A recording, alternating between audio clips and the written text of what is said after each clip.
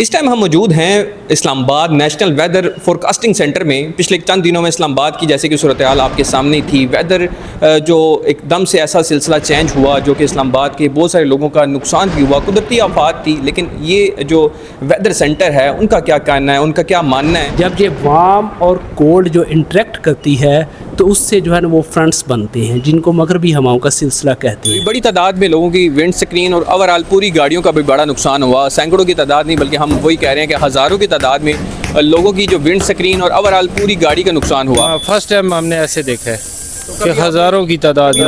پیارے بھائی، کافی تعداد میں جو ہے نا یہاں پہ ہماری ژالہ باری کی وجہ سے گاڑیوں کا نقصان ہوا ہے۔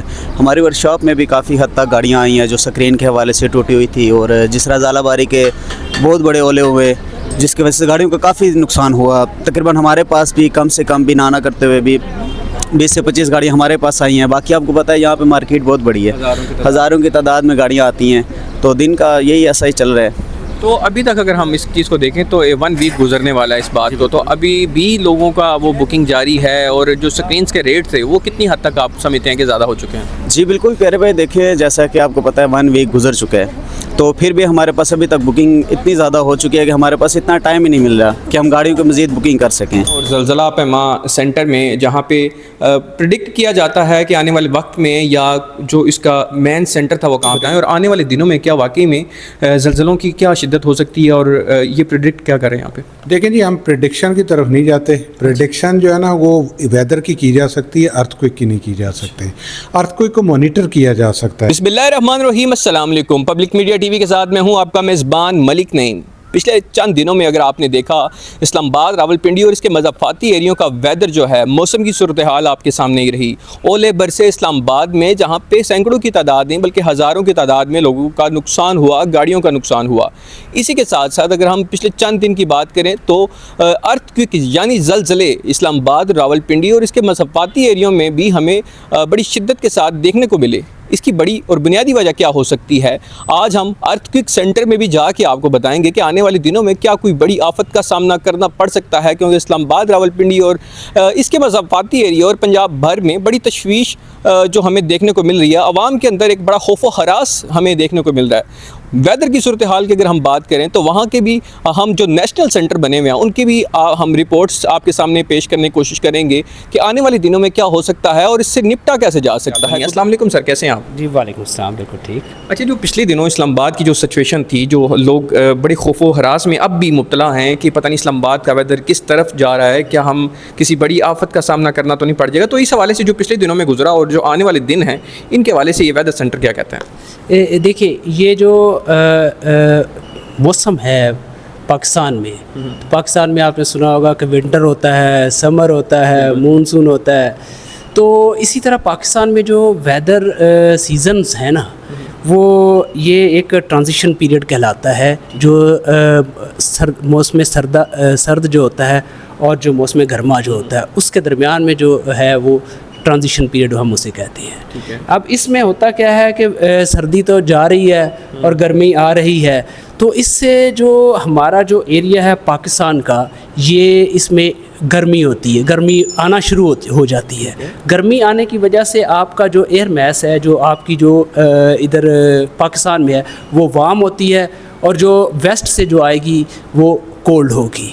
جب یہ وارم اور کولڈ جو انٹریکٹ کرتی ہے تو اس سے جو ہے نا وہ فرنٹس بنتے ہیں جن کو مغربی ہواؤں کا سلسلہ کہتے ہیں۔ تو یہ مغربی ہواؤں کا سلسلہ جب پاکستان میں داخل ہوتا ہے اس سیزن میں، تو اس میں اکثر جو ہے نا آپ کو بہت زیادہ تھنڈر، لائٹننگ اور جو ہیلنگ مختلف علاقوں میں، اور آندھی بھی جو ہے نا وہ چلتی ہے۔ لیکن اگر آپ دیکھیں آج کل ہو کیا رہا ہے، کیونکہ ونٹر میں موسم سردیوں میں آپ کے پاس جو بارشیں ہوئی ہیں وہ معمول سے کم ہوئی ہیں، تو اس کا مطلب ہوا کہ آپ کی جو ایئر ہے وہ ڈرائی ہے۔ اب ایئر ڈرائی ہونے کی وجہ سے زمین جو ہے نا وہ زیادہ گرم ہو رہی ہے، ٹھیک ہے۔ ابھی آپ نے دیکھا ہوگا کہ جو سندھ میں ہے وہ ہیٹ ویو گئی ہے، 49 ڈگری سینٹی گریڈ تک ٹیمپریچر گیا ہے، اور اوپر جو ہے نا بالکل کولڈ ہے۔ تو یہ جو کنٹراسٹ ہوتا ہے ٹیمپریچرز کا، تو یہ کنٹراسٹ ہونے کی وجہ سے جب بھی مغربی ہواؤں کا سلسلہ آپ کے پاس آتا ہے تو وہ زیادہ ایکٹیو ہوتا ہے۔ تو جب وہ ایکٹیو ہوتا ہے تو اس میں وارم تھرملز جو ہے نا وہ زیادہ ہوتے ہیں، اور اس میں کنویکشن زیادہ ہوتی ہے۔ کنویکشن का मतलब ये है कि जो बादल है, बादल के अंदर जो टर्बुलेंस होती है, हवा ऊपर उठती है, नीचे आती है, और उसमें आइस भी होती है, तो वाटर ड्रॉपलेट भी होते हैं, तो वो सारे जो है ना वो आपस में मिक्स होते हैं। तो जब वो उसका एक फ्रीजिंग लेवल होता है, वो अगर एक हाथ से बढ़ जाए तो वो जो उसके अंदर आइस पैलेट्स होते हैं वो ज़्यादा लार्ज हो जाते हैं, बहुत बड़ा होने की वजह से वो नीचे एज ए हेल गिरते हैं। और ये क्योंकि ये नॉर्मल फेनोमेना है, लेकिन इसमें जब एक्सट्रीम इवेंट आ जाते हैं, जैसा कि आपने देखा होगा कि क्लाइमेट साइंटिस्ट जो है ना वो उनकी स्टडीज़ हैं और वो प्रिडिक्ट कर रहे हैं कि आने वाले दिनों में मतलब आने वाले महीनों में, आने वाले सालों में इस तरह हो सकता है कि ये जो साउथ एशियन रीजन है, यहाँ पर एक्सट्रीम इवेंट जो है वो उनकी फ्रीक्वेंसी बढ़ सकती है। लेकिन ये ज़रूरी नहीं है कि कल ही बढ़ जाए। अगर आप नेशनल वेदर फोरकास्टिंग सेंटर में इस वक्त खड़े हैं तो नेशनल वेदर फोरकास्टिंग सेंटर जो है ये शॉर्ट टर्म फोरकास्ट करता है और जो है ना लॉन्ग टर्म फोरकास्ट 10 दिन की, 7 दिन की करता है। इसके अलावा 3 दिन की भी हम फोरकास्ट करते हैं और 1 दिन की भी फोरकास्ट करते हैं। तो इस वीक में हम ऐसा एक्सपेक्ट नहीं कर रहे कि कोई मेजर जो है ना वो कोई इवेंट आने वाला है। ज़लज़ला पैमा सेंटर में जहाँ पे प्रिडिक्ट किया जाता है कि आने वाले वक्त में, या जो इसका मेन सेंटर था वो कहाँ पे, मेरे साथ डायरेक्टर साहब मौजूद हैं, उन्हीं से पता करते हैं। सर, ये जो पिछले दिनों में एक खौफो हरास इस्लामाबाद और इस्लामाबाद के मज़ाफ़ाती एरिया में एक फैला हुआ है, क्योंकि वेदर की भी सिचुएशन आपके सामने है, और जहाँ तक हम देखते हैं पिछले 3 से 4 बार हमें देखने को मिल रहा है कि जो ज़लज़ले की सूरत हाल है। सर, ये क्या पिछले जो चंद दिन गुजरे हैं उनके हवाले से भी बताएं, और आने वाले दिनों में क्या वाकई में ज़लज़लों की क्या शिद्दत हो सकती है, और ये प्रेडिक्ट क्या करें यहाँ पे? देखें जी, हम प्रेडिक्शन की तरफ नहीं जाते। प्रेडिक्शन जो है ना वो वेदर की जा सकती है, अर्थक्वेक की नहीं की जा सकती। अर्थक्वेक को मॉनिटर किया जा सकता है। हम अर्थक्वेक को मॉनिटर कर रहे हैं राउंड द क्लॉक 24 आवर्स, और ये हमारे 35 स्टेशन, ये पीछे आप देख रहे हैं हमारा सेस्मिक मॉनिटरिंग सेंटर है।